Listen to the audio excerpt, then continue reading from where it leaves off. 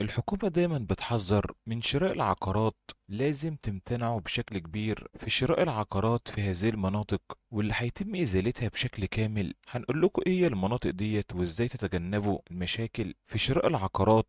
ولأن كل واحد بيكون معاه مبلغ وخايف ان هو يضحك عليه او يخسره، وانه كمان يشتري عقار يتزال بعد كده. أسوأ كارثة ممكن تواجهها لما تشتري شقة او عقار ان يطلع فيها إزالة، بتوجه الحكومة في بيان عاجل ليها لكل المواطنين تحذير رسمي من شراء العقارات في المناطق القابلة للإزالة، وإنهم ما يكونش عندهم استجابة لأي إعلانات مضللة واللي بيتم ترويجها على صفحات وكمان مجموعات في مواقع التواصل الاجتماعي زي فيسبوك.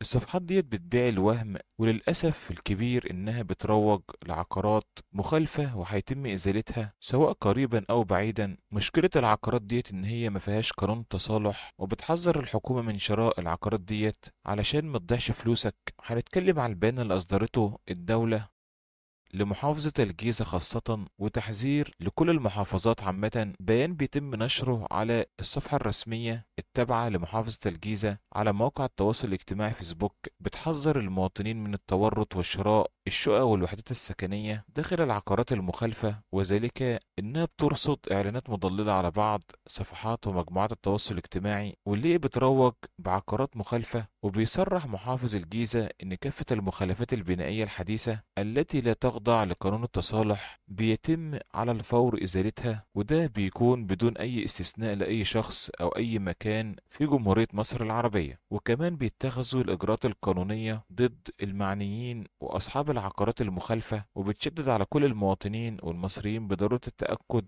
من الأوراق وكل المستندات وكمان الموقف القانوني، بالإضافة إلى التراخيص اللي بتكون صادرة من خلال زيارة الحي التابع له العقار أو الشقة، وده قبل شراء أي وحدة سكنية أو أي شقة سكنية، عشان تتفادى الوقوع ضحية لعمليات الغش والتعرض لخسارة فلوسك نتيجة الإزالة. بتشير كمان محافظة الجيزة إن الإجراءات دي بتأتي في إطار إنها بتنظم العمران بالمحافظة، وكمان بتحمي المواطنين وضمان الالتزام بكل الاشتراطات البنائية وشروط البناء. تحذير تاني بتصدره الحكومة: التعامل مع هذه العقارات سواء بالإيجار أو التمليك أو بأي صفة. وبيحذر الدكتور محافظ القاهرة في وقت سابق، وده أثناء قيامه بحملة في الإزالة، من التعامل مع أي عقار مخالف لقانون التصالح في مخالفات البناء بالشراء أو الإيجار، وده هيتم التعامل مع هذه العقارات بشكل قانوني دون أي استثناء. وبيقولوا إن الأجهزة التنفيذية شغالة حاليا وبتزيل جميع المباني المخالفة وخاصة اللي تم بناؤها بعد صدور قانون التصالح، وبيمنع القانون التصالح على المخالفات التي تمت بعد 17 ديسمبر 2023 واللي بيكون موجود داخل الأماكن والأحوزة العمرانية.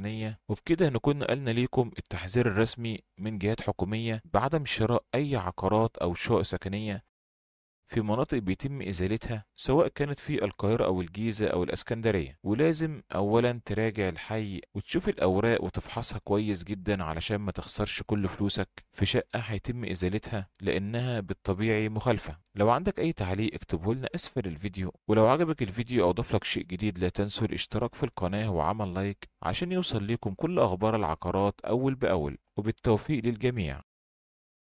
الحكومة دايما بتحذر من شراء العقارات.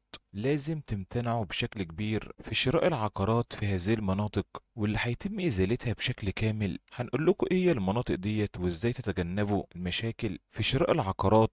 ولأن كل واحد بيكون معاه مبلغ وخايف ان هو يضحك عليه او يخسره، وانه كمان يشتري عقار يتزال بعد كده. أسوأ كارثة ممكن تواجهها لما تشتري شقة او عقار ان يطلع فيها إزالة، بتوجه الحكومة في بيان عاجل ليها لكل المواطنين تحذير رسمي من شراء العقارات في المناطق القابلة للإزالة، وإنهم ما يكونش عندهم استجابة لأي إعلانات مضللة واللي بيتم ترويجها على صفحات وكمان مجموعات في مواقع التواصل الاجتماعي زي فيسبوك.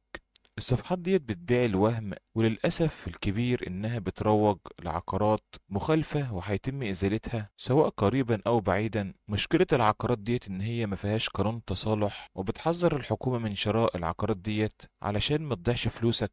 هنتكلم عن البيان اللي أصدرته الدولة لمحافظة الجيزة خاصة، وتحذير لكل المحافظات عامة. بيان بيتم نشره على الصفحة الرسمية التابعة لمحافظة الجيزة على موقع التواصل الاجتماعي فيسبوك، بتحذر المواطنين من التورط وشراء الشقق والوحدات السكنية داخل العقارات المخالفة، وذلك إنها بترصد إعلانات مضللة على بعض صفحات ومجموعات التواصل الاجتماعي واللي بتروج بعقارات مخالفة. وبيصرح محافظ الجيزة إن كافة المخالفات البنائية الحديثة التي لا تخضع لقانون التصالح بيتم على الفور إزالتها، وده بيكون بدون أي استثناء لأي شخص أو أي مكان في جمهورية مصر العربية. وكمان بيتخذوا الإجراءات القانونية ضد المعنيين وأصحاب العقارات المخالفة، وبتشدد على كل المواطنين والمصريين بضرورة التأكد من الأوراق وكل المستندات وكمان الموقف القانوني، بالإضافة إلى التراخيص اللي بتكون صادرة من خلال زيارة الحي التابع له العقار أو الشقة، وده قبل شراء أي وحدة سكنية أو أي شقة سكنية عشان تتفادى الوقوع ضحية لعمليات الغش والتعرض لخسارة فلوسك نتيجة الإزالة. بتشير كمان محافظة الجيزة إن الإجراءات دي بتأتي في إطار إنها بتنظم العمران بالمحافظة، وكمان بتحمي المواطنين وضمان الالتزام بكل الاشتراطات البنائية وشروط البناء. تحذير تاني بتصدره الحكومة: التعامل مع هذه العقارات سواء بالإيجار أو التمليك أو بأي صفة. وبيحذر الدكتور محافظ القاهرة في وقت سابق، وده أثناء قيامه بحملة في الإزالة، من التعامل مع أي عقار مخالف لقانون التصالح في مخالفات البناء بالشراء أو الإيجار، وده هيتم التعامل مع هذه العقارات بشكل قانوني دون أي استثناء. وبيقولوا إن الأجهزة التنفيذية شغالة حاليا وبتزيل جميع المباني المخالفة وخاصة اللي تم بناؤها بعد صدور قانون التصالح، وبيمنع القانون التصالح على المخالفات التي تمت بعد 17 ديسمبر 2023 واللي بيكون موجود داخل الأماكن والأحوزة العمرانية. وبكده نكون نقلنا ليكم التحذير الرسمي من جهات حكومية بعدم شراء أي عقارات أو شقق سكنية في مناطق بيتم إزالتها، سواء كانت في القاهرة أو الجيزة أو الإسكندرية. ولازم أولا تراجع الحي وتشوف الأوراق وتفحصها كويس جدا علشان ما تخسرش كل فلوسك في شقة هيتم إزالتها لأنها بالطبيعي مخالفة. لو عندك أي تعليق اكتبه لنا أسفل الفيديو، ولو عجبك الفيديو أو ضاف لك شيء جديد لا تنسوا الاشتراك في القناة وعمل لايك عشان يوصل لكم كل أخبار العقارات أول بأول. وبالتوفيق للجميع.